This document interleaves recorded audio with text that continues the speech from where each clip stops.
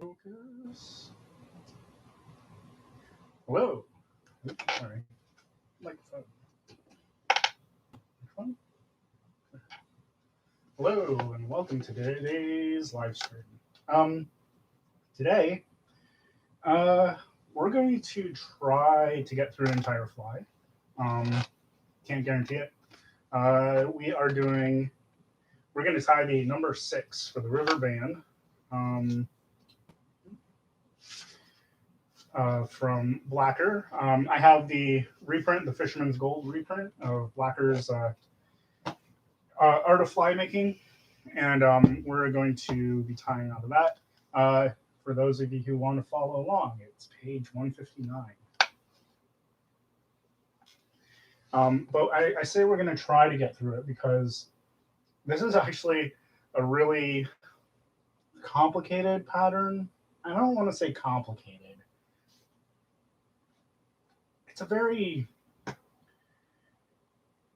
It's kind of a very typical pattern for the time period where they throw everything in the kitchen sink at it, and then they expect the tire or the angler to make adjustments to the pattern as needed. So we're going to make some adjustments. Let me read what how Blacker describes this pattern here. Number 6, a puce body ribbed with silver tinsel and gold twist, topping in the tail mixed with wood duck fibers, puce hackle struck full up to the head, blue jay here and kingfisher, each side of the wings, which are of a very nice mixture of Argus pheasant, small spotted feather, peacock wings, mallard, teal, guinea hen, kite tail, pheasant tail, blue and orange macaw, scarlet macaw, green parrot tails, ibis, and silver pheasant tail, the hen. Feelers of macaw, a topping overall with the crest feather of the Himalayan pheasant, and a bronze head. Hook numbers 9 and 8. These with the 11 flies in the plates, and number 12 early in spring with 5 stranded flies are all first-rate killers. Indeed, the 14 painted flies are all capital ones for the super. Holy cow, that is a long wing list, even by like Jock Scott standards. Many of these things I don't have, so I will be making substitutions, which is actually kind of a thing that was done back in days. Also, he's a little bit vague about some other aspects. So he says, a puce body. Well, what does that mean? Is that a wool body, a dubbed body, a floss body? Well, it's going to be a dubbed seal body today, because that's what I have on hand in puce. But yeah, so this is a really kind of interesting pattern. And the fact that it's tied on a size 9 or 8, that's actually a relatively small hook. The size 2 hook that I'm going to tie it on today is probably too large for this pattern, or at least for the time. But anyway, welcome to the stream. I jumped right in. Holy cow.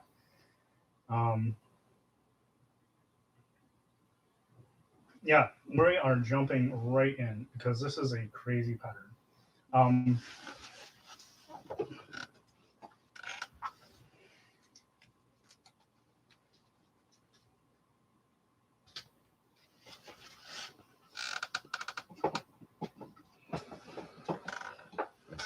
If I look like I'm already sweating, it's because I already am.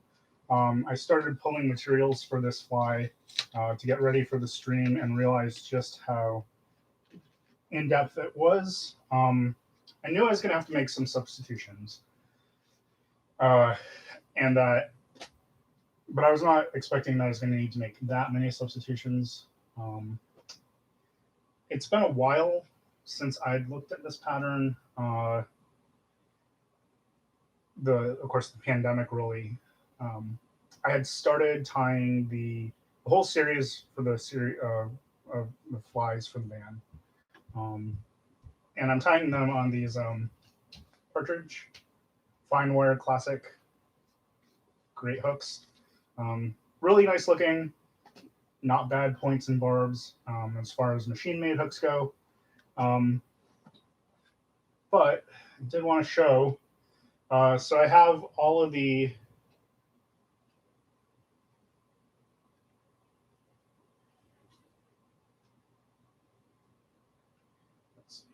Sorry, I'm just going to put these in order real quick.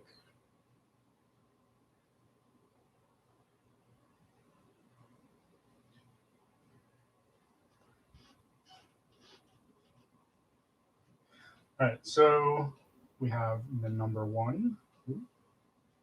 Actually, here, let me bring this down to the fly. So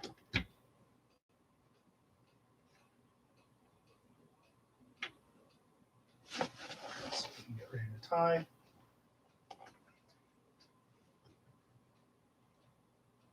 Focus.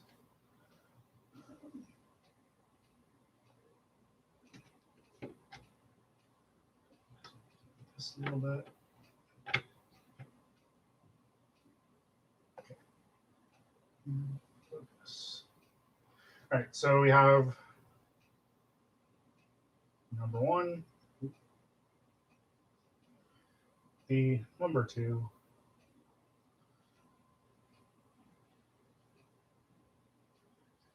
the number three, the number four, and the number five.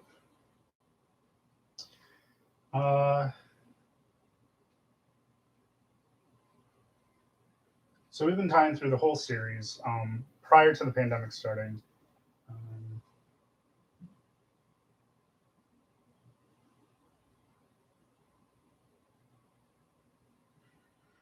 Um, and so I want to finish it. Um, the main thing, the main sticking point for me, have been looking for substitutes for kite tail because kites are raptors, birds of prey, and they are considered, uh, their feathers are illegal to own in the United States. The feathers of any raptor are illegal to own in the United States without a permit. I don't have such a permit. Um, so I can't use proper kite tail. Uh, so I was going to need to find a substitute for that. There were a couple of other substitutes, and then the other challenge for me was figuring out what he meant by what was the description? Crest feather of the Himalayan pheasant. There are a number of pheasant species that live in and around the Himalayas. Um, I still don't know exactly which pheasant species he is referring to. I know some people have interpreted it to be the Himalayan monal, otherwise known as Impayan pheasant. I think it's probably more likely one of the tragopan species, um, given that the crest feather of a Himalayan monal is kind of a big paddle of a iridescent thing. Um, and would probably be way too big to put on a fly tied on a size 9 or 8. Let's be real. So yeah, that's been the challenge. So we'll see how far along we get to this today. We might only just do the body today. Give me another week to work out the pile of feathers necessary for the wing. And again, this is tied on a relatively small. When we think of like classic Atlantic salmon flies and the way we tie them today, we always tie them way too big compared to how they would have been tied in the past. Oh yeah, by the way, if you're new to the stream, welcome. And sorry, I forgot to do my intro. If you're new to the stream, welcome. If you enjoy what you see and want to see more of my work, please go follow me on Instagram. It's at justwondering.brad. on Instagram. And if you want to, purchase any of my flies, especially the ones that you see me kind of on stream, you can go check out my Etsy shop. It's Studio1213 on Etsy. I do appreciate your support. All right. We might just do the body today because I with let's see how many one, so Argus pheasant, peacock wing, mallard, teal, guinea hen, kite, pheasant tail, blue and orange macaw, which I assume are two different macaws, probably. Scarlet macaw, so we're up to 10. Green parrot tails, ibis, silver pheasant tail. So that's 13 things in just the wings, plus feelers of the macaw, so horns, a topping, a crest feather of the Himalayan pheasant, and kingfisher sides. That's a lot on a small hook. And this is not a small hook for the time period. So I think what will end up happening is, I'll end up just using 2 fibers of each. Now there will be some things I'm going to omit. I'm probably not going to include pheasant tail. No, I mean we'll do it all. Or as much as I have. I am unsure where my silver pheasant tail is, so that may be a reason to hold off on doing the wing until next week, so I can have time to find it. I kind of forgotten that was in there, but we'll see how far we get. I mean, they seem like such simple flies when you look at it, but holy cow! Anyway, I do love the blacker patterns, so you know.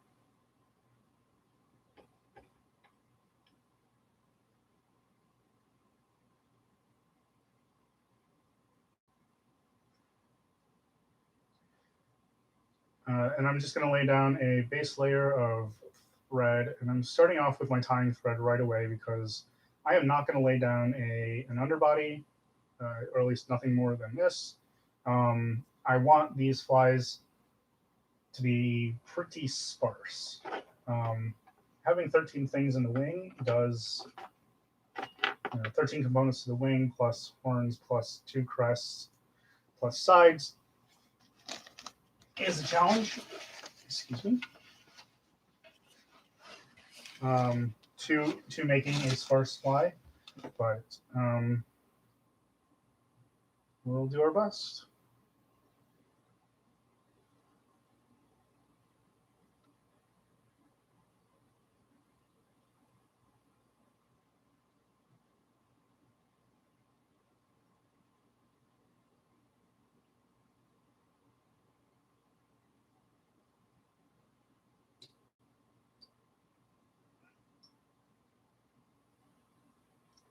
I'd just like to point out that if I were to marry the wing, that would be a 26, and just 2 fibers of each component. That'd be a 26 fiber wing. That would be the same size wing that I would put on a 3/0 hook, and this is a number 2.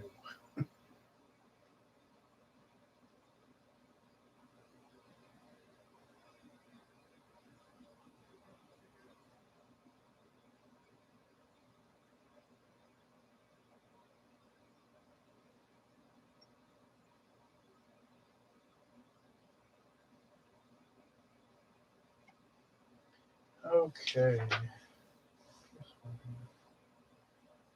So topping for the tail.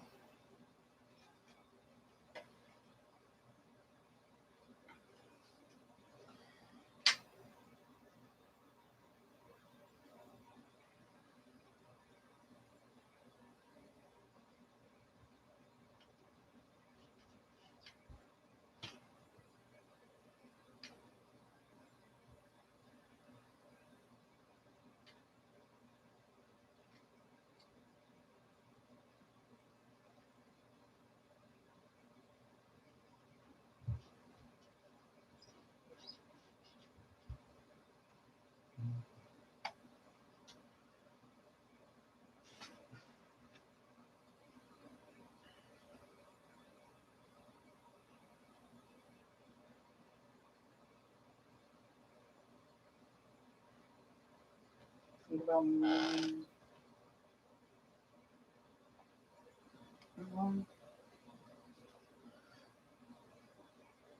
so 1 second.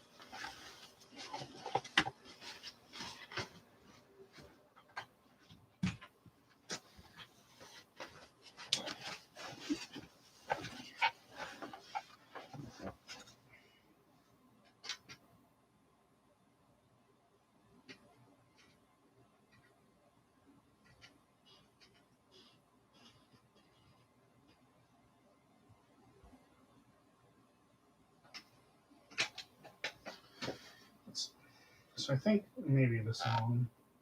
Definitely not longer.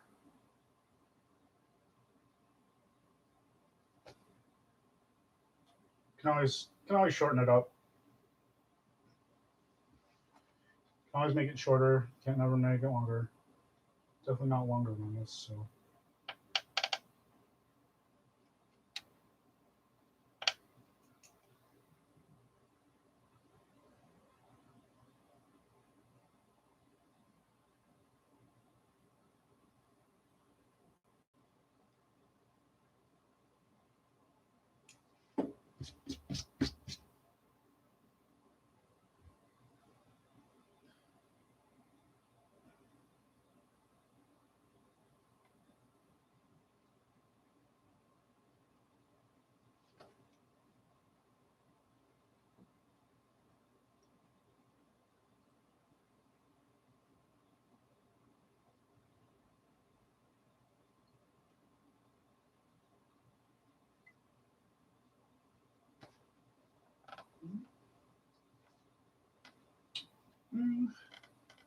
Maybe a tad bit too long. Let me shorten it by a couple more fibers.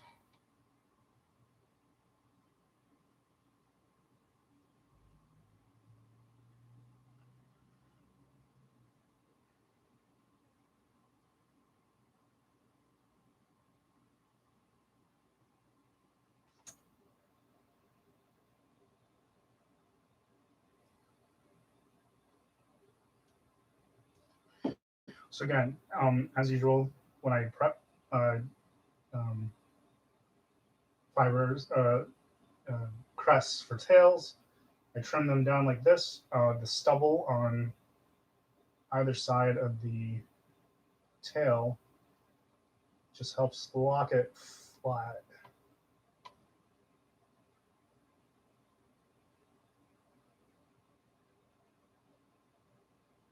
Just going to back the underbody off a couple wraps.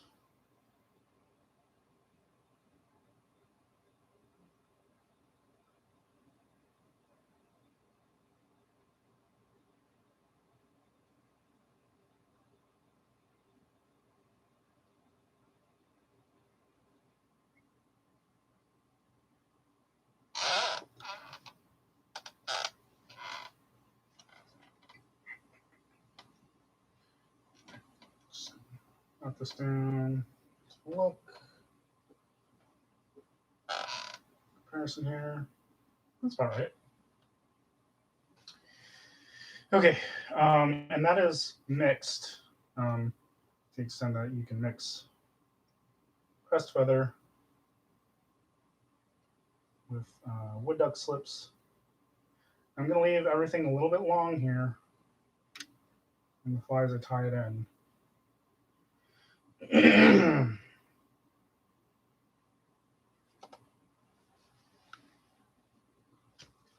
Because it's going to have a dubbed body, and so having a step like right in the middle of the fly isn't going to matter too much.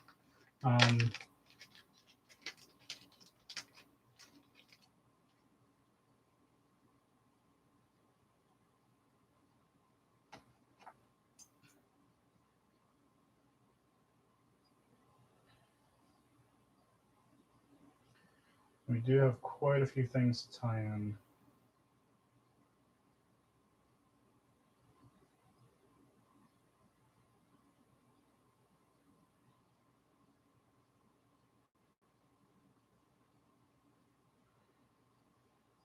Now, even though I am going to, do a, mix the the tail, or at least break up the fibers. I do still want to take the duck slips from the right and the left. As always, it just helps balance when tied in. It does give you I think it does give you a cleaner look, especially since duck tends to have like every feather, most feathers, duck flank included. Excuse me. You have a kind of shiny side and a dull side. It always looks a little bit nicer if the dull side is hidden, or was partially hidden.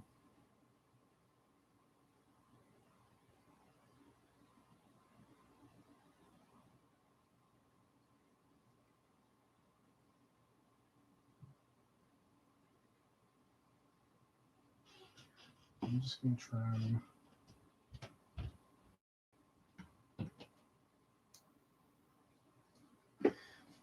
that just a little bit. And then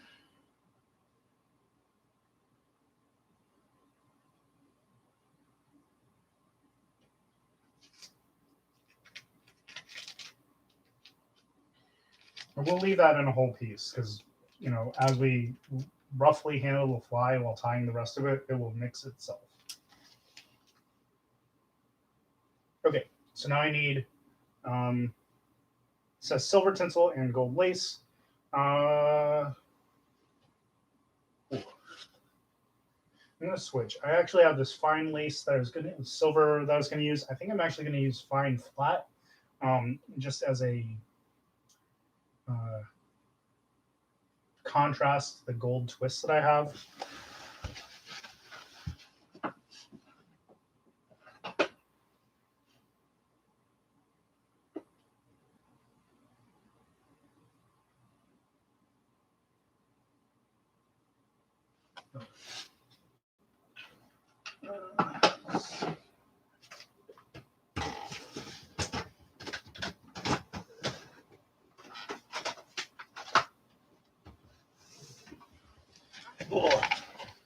You know, so many random spools. And so, let's see. Some cuts, lengths. So the principle is first on, last down. So the last thing that I'm going to wrap is the hackle, which is a puce hackle, struck full up to the head, as Blacker writes. So that's actually the first thing I'm going to tie on. That means I need to find and prep a hackle.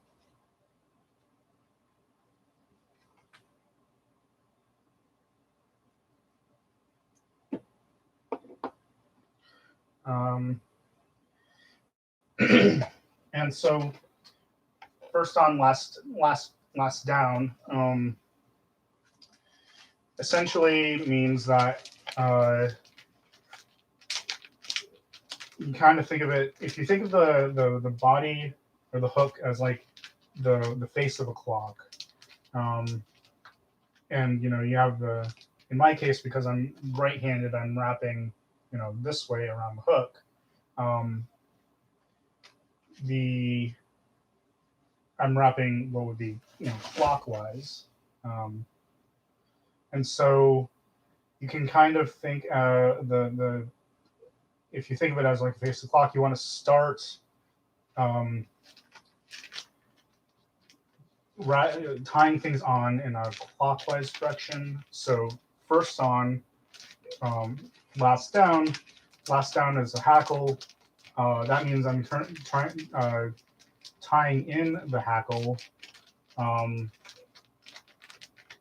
at the earliest hour, so to speak. So in this case, because I tie everything on the back side of the hook, I'm going to tie in the hackle around 6:37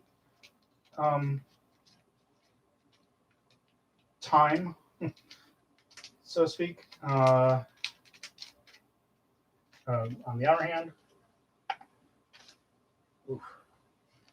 feather dust.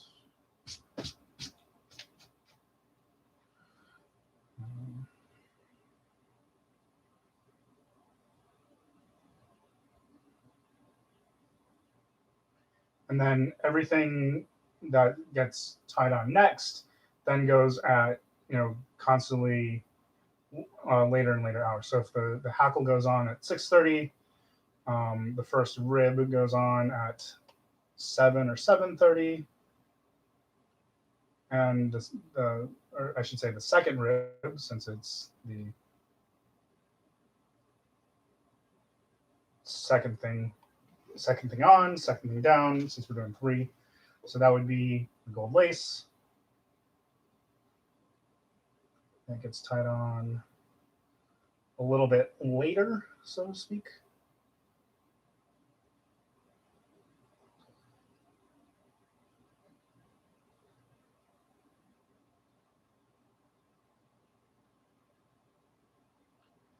And then finally, the silver tinsel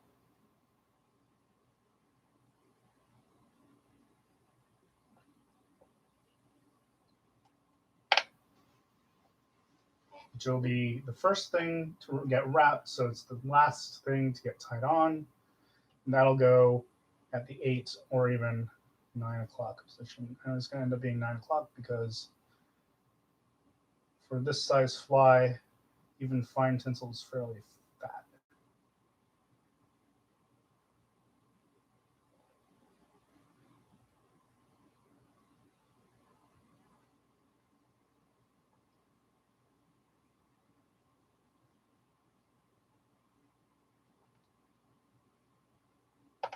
So you can kind of see here regression, hackle, gold lace, silver tinsel, and their tie-in points correspond.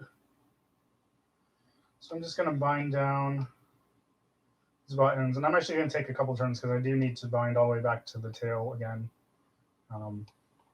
just the way that these tied in. Things got a little crazy.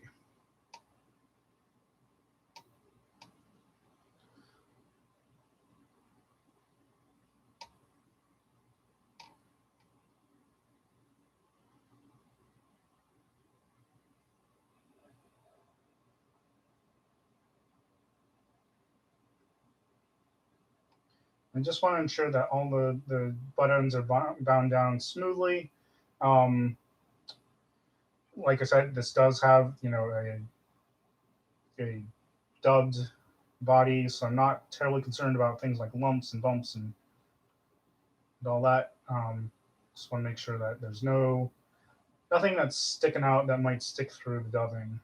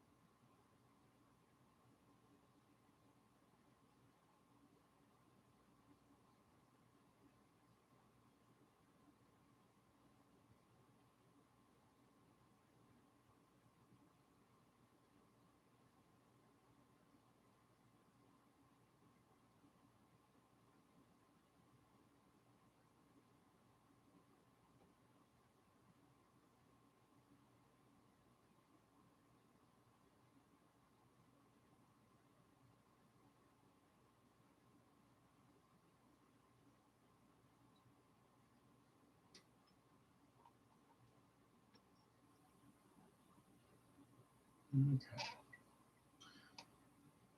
So here I'm going to start waxing my thread. You know what?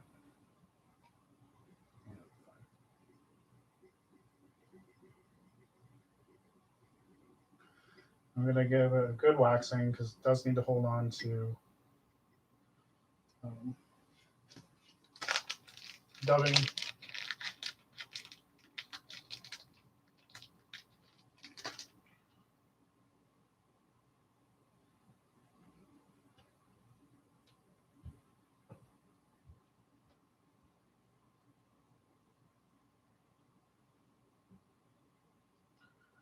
I'm just gonna, rub it on like normal dubbing, no dubbing loop, um, or as Blacker would say, we're gonna roll it on.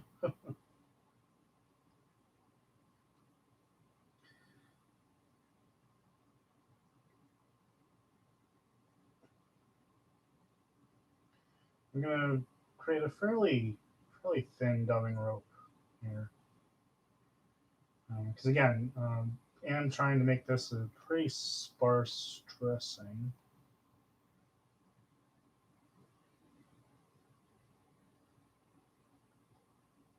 Let's get the hack all the way here. Oops.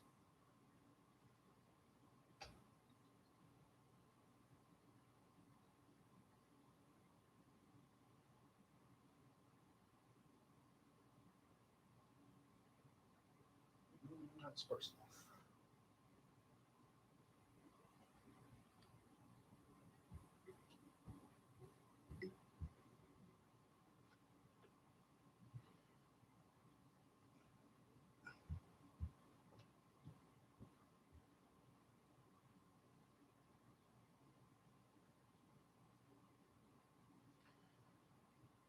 And kind of the key to dubbing with something like seal, um, in order to get it really tight, is you just have to keep working at it.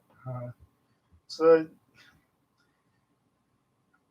in my mind, it's kind of similar to the process of felting, where you're trying to interlock the fibers a little bit. And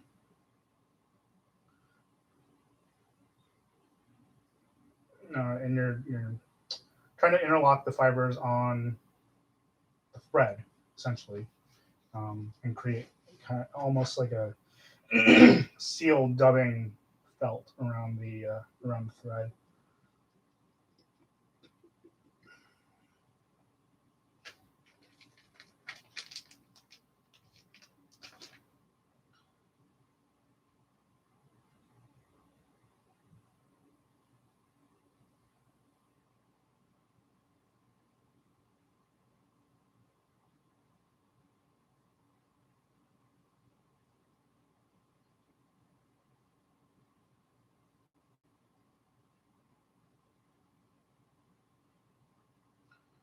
You have to remember that we have to leave room for a J hackle as well as a bronze peacock head. So I'm gonna do a few wraps of this just to tighten it up a little bit, get a nice taper.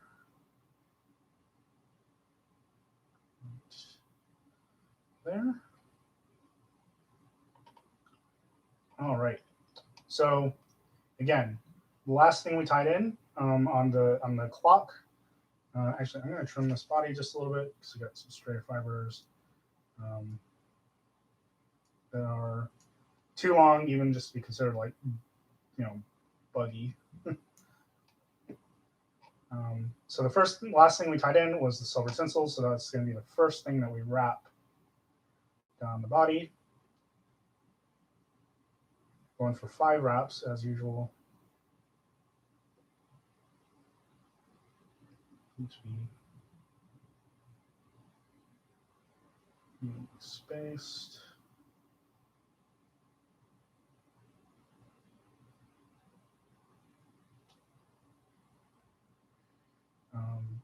Now there is a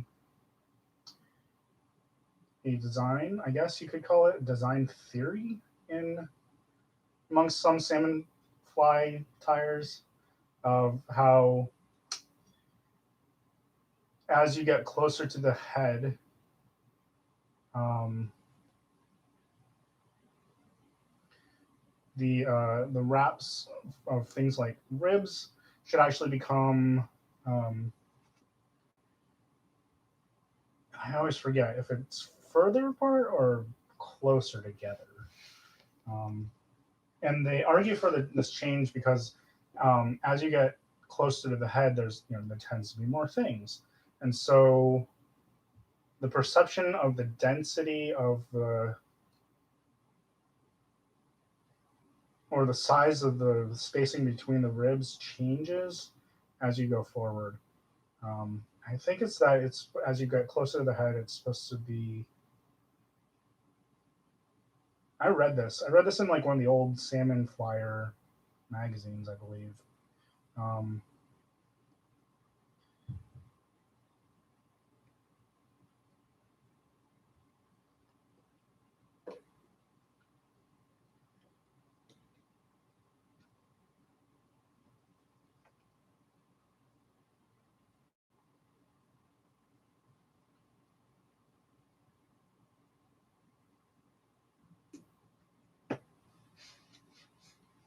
Wax my thread.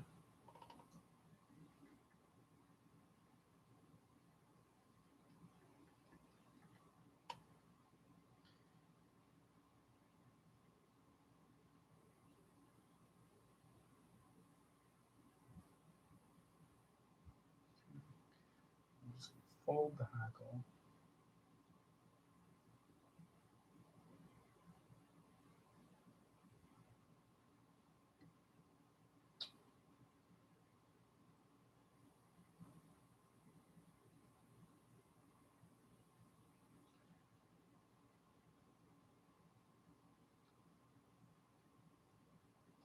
And I'm going to use hackle pliers here because I managed to snap off the webbing part of the hackle. So I'm just going to attach a little extra grip. I do like to leave, whenever I prep hackle feathers, I do like to leave the kind of the webby portion down by where the feather connects to the bird um, as a like an extra, you know, place to grip the hackle. Sorry, I don't think I got a twist in the hackle here. I got some stray fibers. Stray fibers.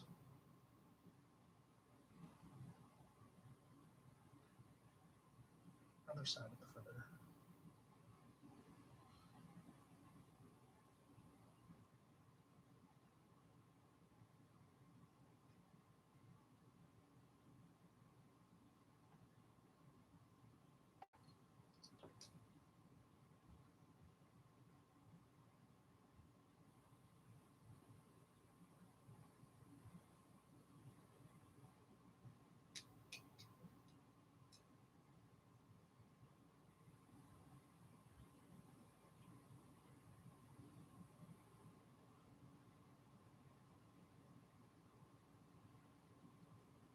Well, stray fibers will be stray fibers.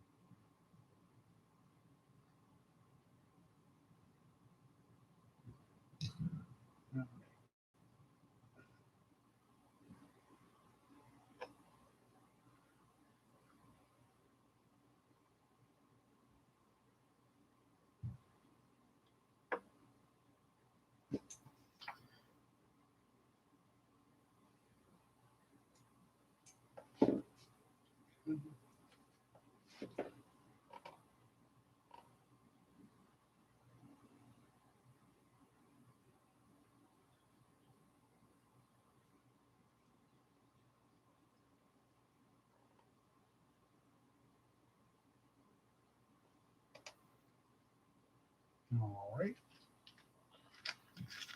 Actually, no, it's a little bushier than I hoped. It's a very pretty color, though. All right.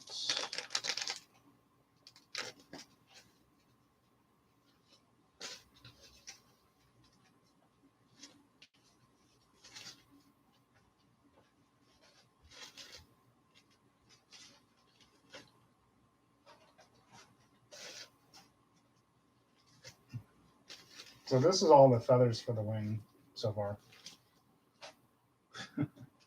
And that's not including the guinea, the silver pheasant, and the duck components. So we're doing real well.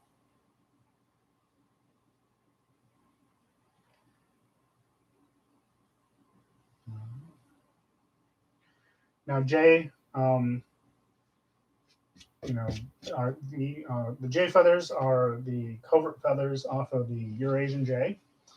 Um, Unlike the American blue jay, the Eurasian jay is considered a pest, from what I've heard. And while in the United States, ownership of blue jay feathers are illegal, in Europe they're practically giving them away, from what I've heard. That's pure hearsay, but from a reliable source. So don't don't use American blue jay because it's illegal. Please use Eurasian jay. And to prep it, I just want the blue striped side. So I just stripped off the gray dull side. And I'm only going to get 1 or 2 turns off of this. That's really all you need.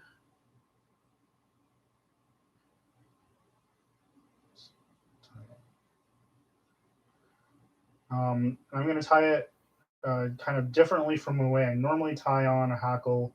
I'm going to tie it on my side of the hook. And I'm going to make 1 wrap. And that way, you get 1.5 wraps, but you double up the amount of jay that you have at the bottom. Right? Nope, sorry. That's if I was using a left-handed bird feather.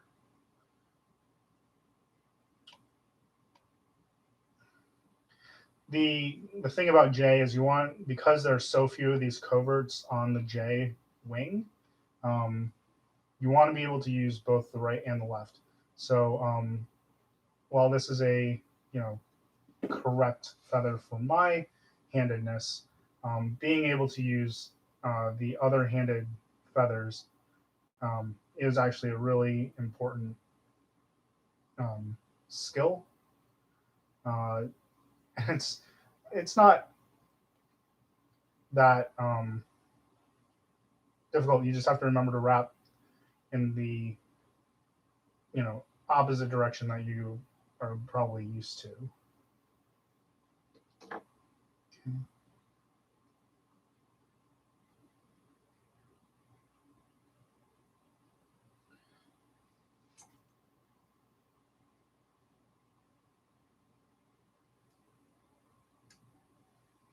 Okay.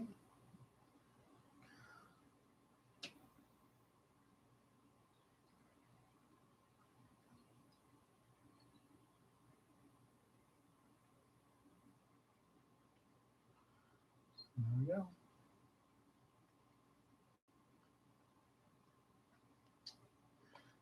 So I actually just noticed that the stream has gone for 40 minutes. It is going to take me probably an hour just to even cut out all the slips for the wing. So I think we are going to actually just call it here with the body done. It's a good place as any to stop and pause for the week. But do appreciate you hanging out. So in that case, we will finish the fly next week with the wing. That'll actually be good because it'll give me a chance to try and locate the rest of those subs that I was looking for. I know I have them somewhere, but we'll tackle the wing next week. It's a chunky wing, and this is a small hook, so I'm very curious to see how it'll turn out. Hopefully, we can make it so it's not too big on this hook, and at least try and come out with a head that doesn't look like somebody inflated it with a air compressor and a pump.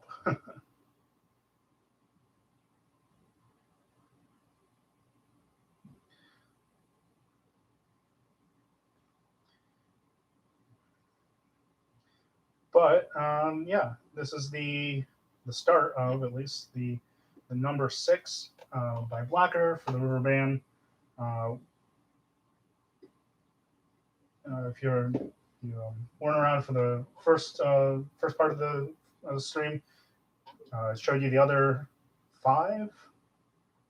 Um, and yeah. So thanks for hanging out. Sorry it's a bit of a short stream, but this is kind of a good place to stop from right now. We'll be back. So next week is Mother's Day. Should I stream next week? I know a lot of people will be hanging out with family. Stay tuned. I may not stream next week just because and my own family might be doing stuff for Mother's Day, so I might not be able to. But we'll see. I'll let you know probably by Instagram.